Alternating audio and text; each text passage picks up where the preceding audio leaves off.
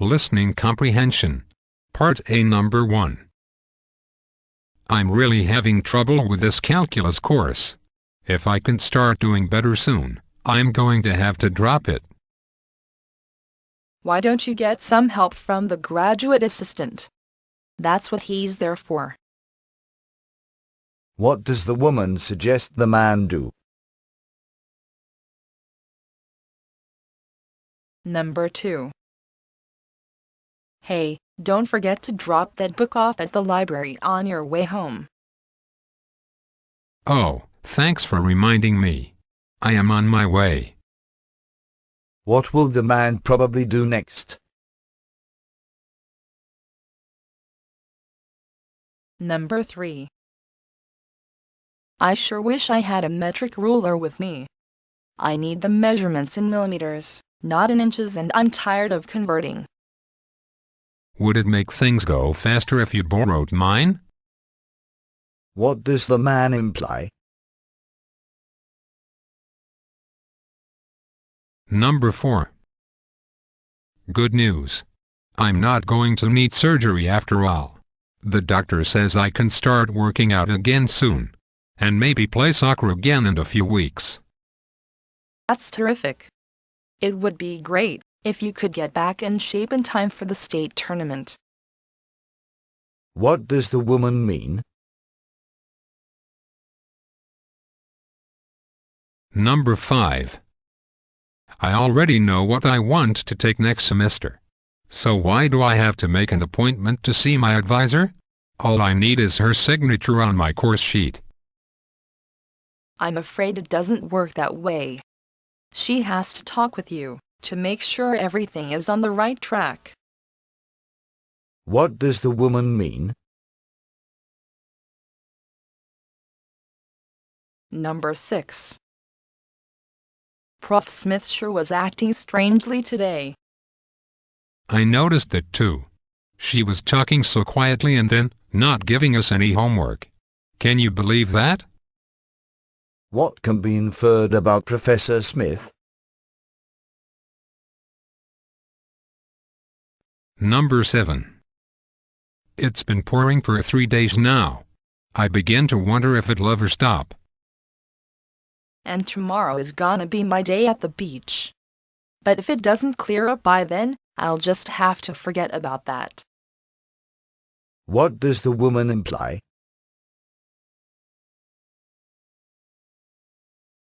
Number 8. What a boring speaker. I could hardly keep from falling asleep. Oh, I don't know about that. In fact, it's been a long time since I've heard anyone as good. What does the woman mean? Number 9. Gee, Tom, I hear that you're working as a house painter this summer. It's got to be awfully hot working up there on a ladder in the blazing sun all day. Well, it's hard work, but I get to be outdoors and the pay is decent. What does the man imply? Number 10. I've been working on this report all day, and I've still got 12 pages to write. At this rate, I'll never get it done by tomorrow. Oh, that's right. You weren't in class today, so you probably haven't heard that the deadline's been extended a week. What does the man imply? Number 11. Can you believe the way Larry was talking to his roommate? No wonder they don't get along. Well, maybe Larry was just reacting to something his roommate said. There are 2 sides to every story, you know. What does the woman mean? Number 12. I just called the travel agent. It's all set. On June 1st, I'm heading for the mountains for an entire week. Have you checked the academic calendar? Because my classes aren't over till the 7th. What does the woman imply? Number 13. What sort of grade did you get on your research paper? I know how hard you worked on it. Yeah, well, I was hoping for something really good. But the professor said that I made too many broad claims that weren't supported enough. What can be inferred about the woman's paper? Number 14.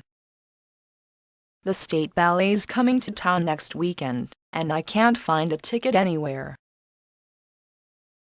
You know, my sister just happens to have one and she can't go. She's got some sort of conflict in her schedule. What does the man imply the woman should do?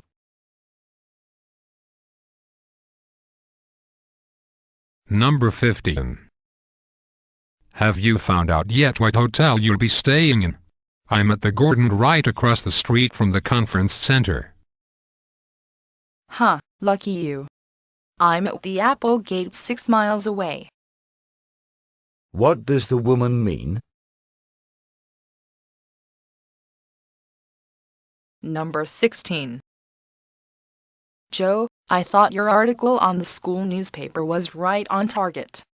You certainly convinced me anyway. Thanks, Mary. Unfortunately, based on the general response, you and I are definitely in the minority. What does the man mean? Number 17. Why didn't you go to the hockey finals last weekend? You missed a great game. Oh, come on. You know how sensitive I am to loud noise. What can be inferred about the man? Number 18. I know I promised to drive you to the airport next Tuesday, but I am afraid that something's come up, and they've called a special meeting at work. No big deal. Karen said she was available as a backup. What does the man mean? Number 19. My telephone doesn't seem to be working, and I have lots of calls that I have to return this afternoon. Feel free to use mine if you want. I'll be in a meeting till 5. What does the woman suggest the man do? Number 20. I don't think we have nearly enough information for our financial plan, but it's due tomorrow, so I guess there isn't a lot we can do about it. Guess not. At this point, we will just have to make do with what we have got. What will the speakers probably do?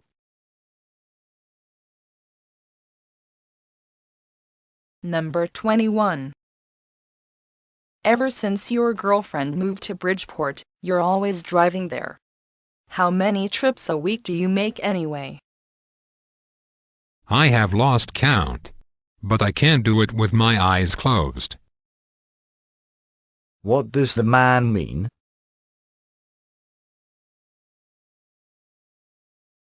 Number 22. I've noticed that you spend a lot of time tending to your garden. Do you think you might like to join the University Gardening Club? We meet every other Tuesday. Oh, thanks for the invitation. But this is how I relax. I'd rather not make it something formal and structured. What does the woman imply?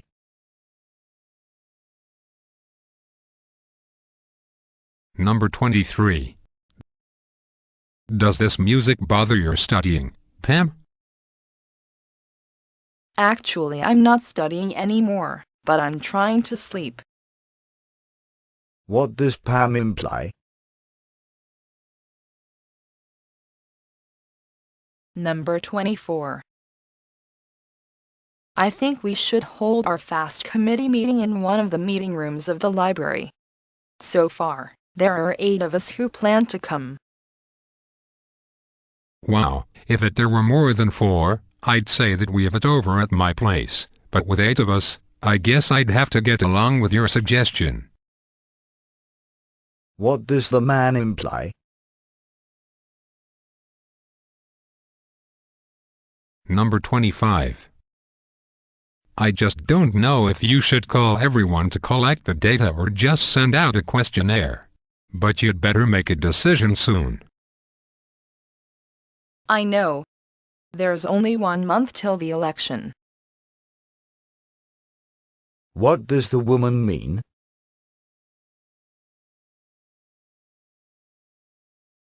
Number 26. What's with you? You sure don't look like yourself. Stay away from me. I don't know what I've got, but whatever it is, you don't want to catch it. What can be inferred about the man?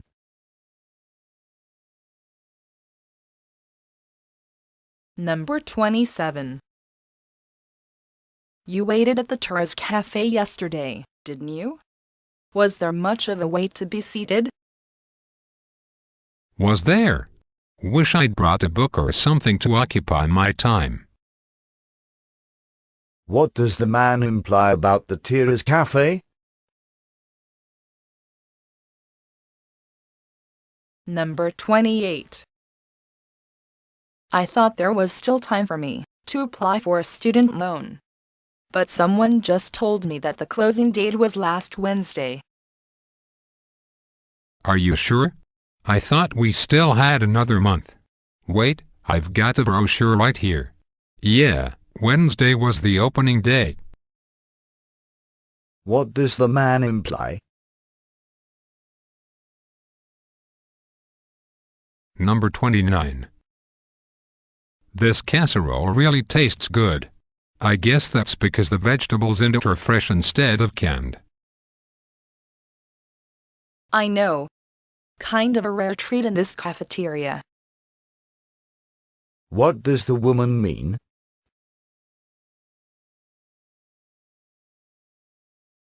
Number 30.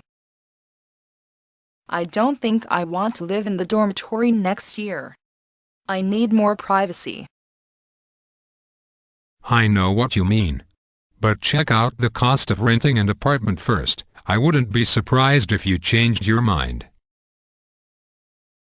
What does the man think the woman will do?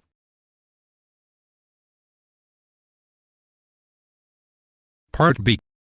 Questions number 31 to 34. Listen to a conversation between two students who meet in front of the library. Hi, Sue. Where have you been? Oh. Hi, Dan. I was just at the library. I have to hand in my biology paper tomorrow. Tomorrow. Oh, no. I thought it was on due till Monday. Oh. Don't worry. It is due Monday. But I'm going away for the weekend and won't be back till Monday night. Oh, where are you going? California. We're having a family reunion. It's my grandmother's 90th birthday, so all the cousins and aunts and uncles are going. She planned the whole thing herself. Wow. That's great. How many people will be there? Around 60. My family is big and spread up, but we're pretty close. So have you started working on your biology paper? Yeah. I'm doing it on bees and how they are able to recognize whether another bee is related to them. How can they tell? They use their sense of smell. The sweat bees guard their nest this way. If another bee approaches the nest, the guard determines if the new bee is familiar. If it is, it's allowed to enter. Interesting. Can other insects do this? Well, the paper wasps can. Each wasp nest has a special combination of plant fibers, and so the wasps that live there have a unique smell. Those two are the only kinds I've read about so far. Well, you've still got time. It sounds like that the bees are picky about who comes to their family reunion. Number 31. What is the relationship between the speakers?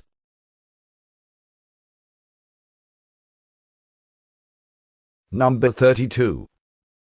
Why was the man worried at first?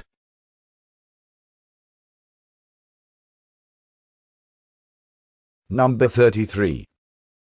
According to the man, how do some bees use their sense of smell?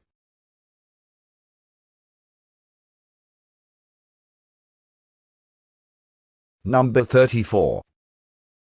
What will the man probably do over the weekend?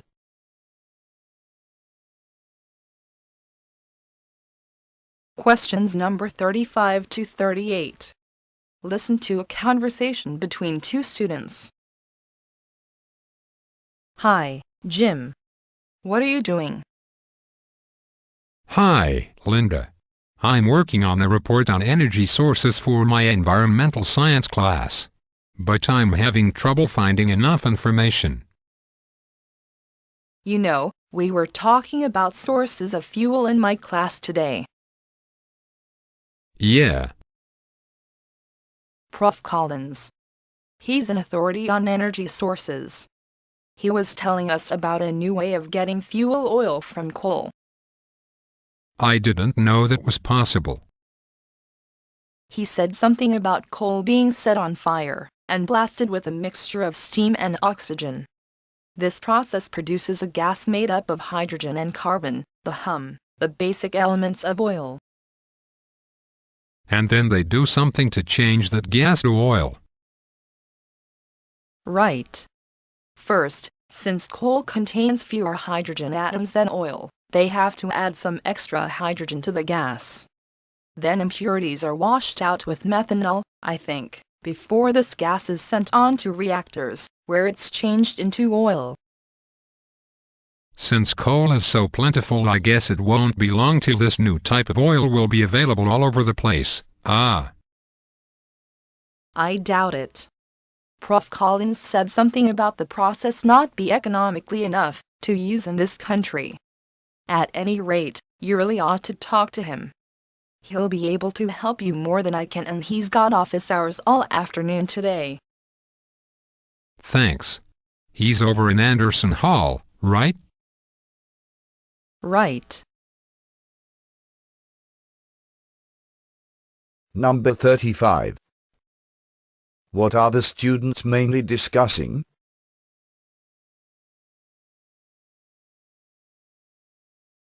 Number 36. How did the woman learn about the process she describes?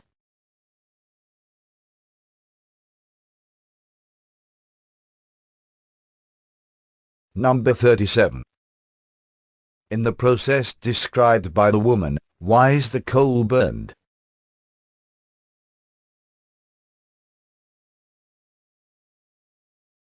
Number 38. What does the woman mention as a disadvantage of the process she describes?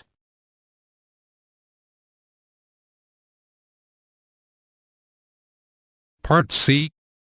Questions number 39 to 42. Listen to part of a talk in a music class. The professor is discussing a musical theater production. It may seem strange that we were discussing music from a Broadway production in this class, The Lion King, especially since it's based on a popular Hollywood movie. I mean, music performed for Broadway theater in the heart of New York City surely would seem to be in the Western tradition of popular music and not have much in common with the music we've been studying in this course, such as gamelan music of Indonesia, or Zulu chants of South Africa, music that developed outside the Western tradition of Europe and America. But in fact, musicians have a long-standing tradition of borrowing from one another's cultures. And this production's director intentionally included both Western and non-Western music.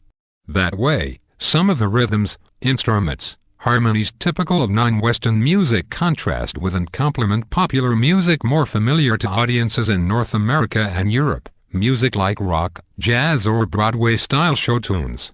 So I want to spend the rest of this class and most of the next one on the music from the show, The Lion King, as a way of summarizing some of the technical distinctions between typical Western music and the non-Western music that we've been studying.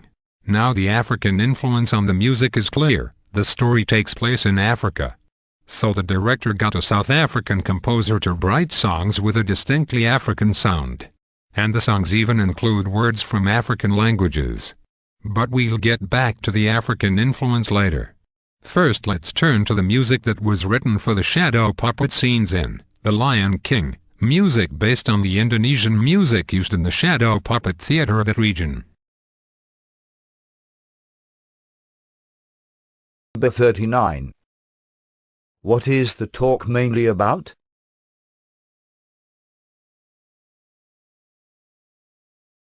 Number 40. What can be inferred about most of the music the students have studied in the course?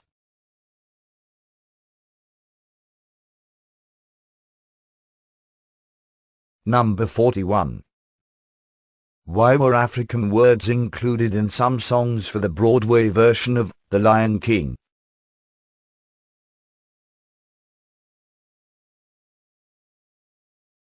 Number 42. What will the professor probably talk about next?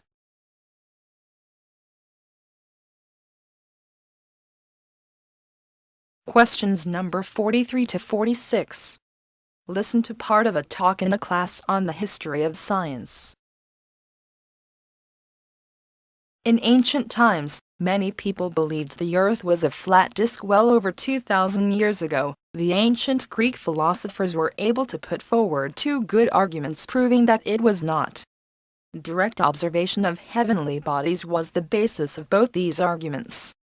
First, the Greeks knew that during eclipses of the moon, the earth was between the sun and the moon, and they saw that during these eclipses, the earth's shadow on the moon was always round. They realized that this could be true only if the earth was spherical. If the earth were a flat disk, then its shadow during eclipses would not be a perfect circle, it would be stretched out into a long ellipse. The second argument was based on what the Greeks saw during their travels.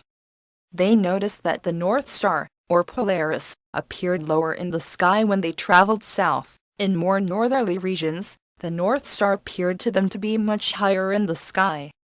By the way, it was also from this difference in the apparent position of the North Star that the Greeks first calculated the approximate distance around the circumference of the Earth. A figure recorded in ancient documents says 400,000 stadia. That's the plural of the word stadium. Today, it's not known exactly what length one stadium represents, but let's say it was about 200 meters, the length of many athletic stadiums. This would make the Greeks' estimate about twice the figure accepted today, a very good estimate for those writing so long before even the fast telescope was invented. Number 43. What is the talk mainly about?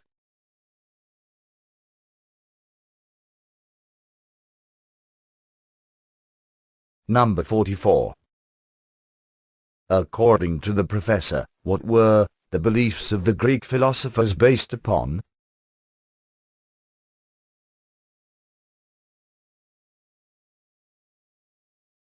Number 45. What does the professor say about ancient Greeks who traveled south?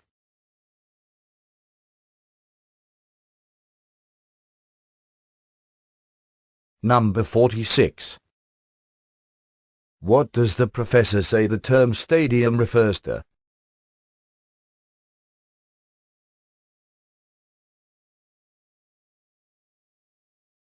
Questions number 47 to 50.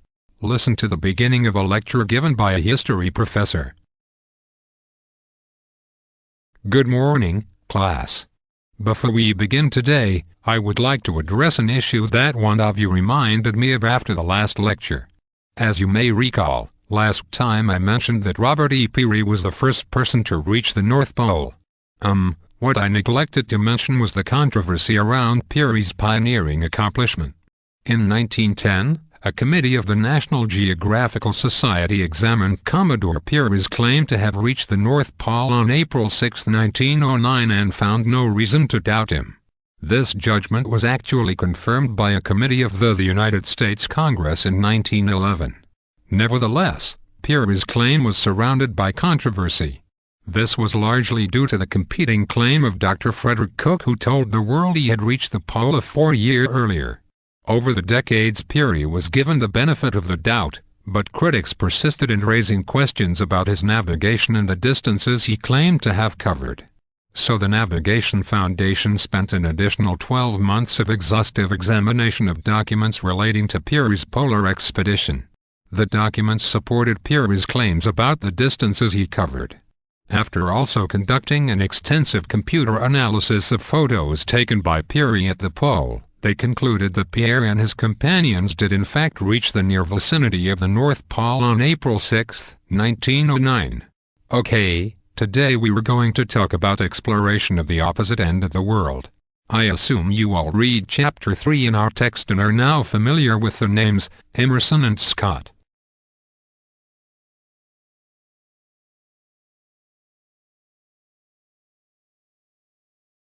Number 47. Why did the professor mention the controversy surrounding Peary?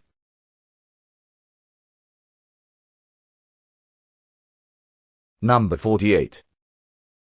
What did Dr. Cook maintain?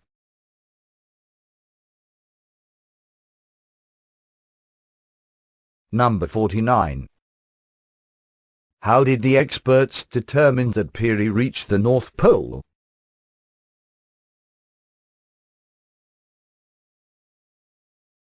Number 50. Which topic will most probably be included in the continuation of today's lecture?